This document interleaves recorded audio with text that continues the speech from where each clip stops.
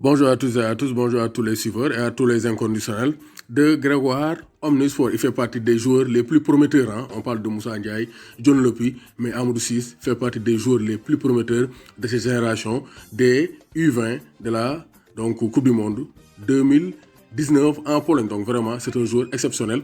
Et mon prouvé fële ca Pays-Bas à Fortuna Sittard. Donc il a été invité par Foot Sénégal by Night sur Instagram pour faire un petit entretien, donc une petite interview pour parler de sa carrière. Donc, nous avons commencé sa carrière par le Nawetan, championnat populaire, avec l'ASC Ngaraf de la Médina avant de rejoindre Don Bosco après. Nous signé Tenguet FC. Après une année au Tenguet FC, par son talent incommensurable, nous rejoindre Pau FC, Fillon Châtillon Sablé, en France. Donc, il faut bon faire commencer le football.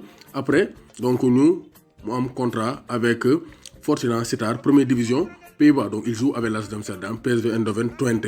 Donc c'est un joueur qui côtoie les plus grands clubs en Hollande ou bien aux Pays-Bas. Mais son passage à Pau a été anecdotique.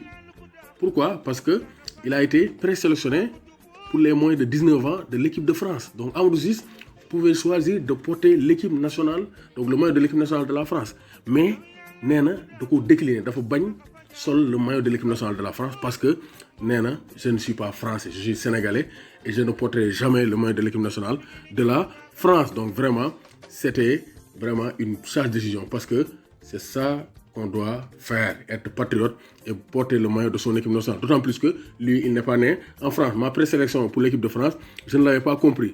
C'est notre directeur technique qui m'a expliqué pourquoi ils n'ont pas freiné les intentions de la Fédération française. Parce qu'il avait du talent, comme Eduardo Camavinga, comme donc Ansu Fati en Espagne. Donc, Français, Européens, bon, mais talent, ils les terrains récupérés. Donc, ça c'est très clair, même Doko Bagne.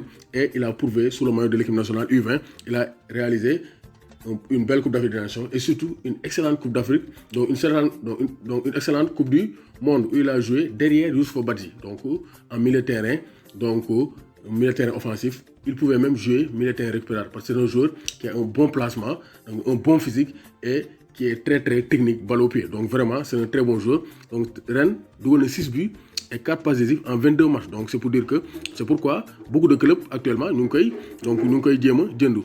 donc Néna aussi, il a été discipliné tactiquement. Il a été discipliné tactiquement par Youssouf Dabo. Néna, tactiquement, il était indiscipliné parce que les joueurs Paris, ils savent jouer au ballon, mais tactiquement, c'est une position sur le terrain, ça a désirer. Mais Néna, Youssouf Dabo m'a beaucoup aidé et je n'étais pas discipliné tactiquement. Mais à force de travail avec lui, je suis devenu vraiment discipliné sur le point tactique.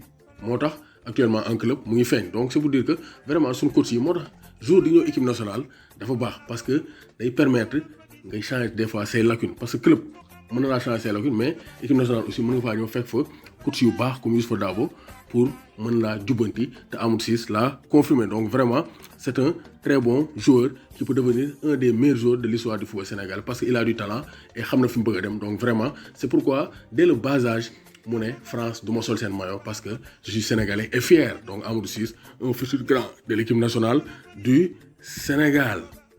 Amadou Ciss.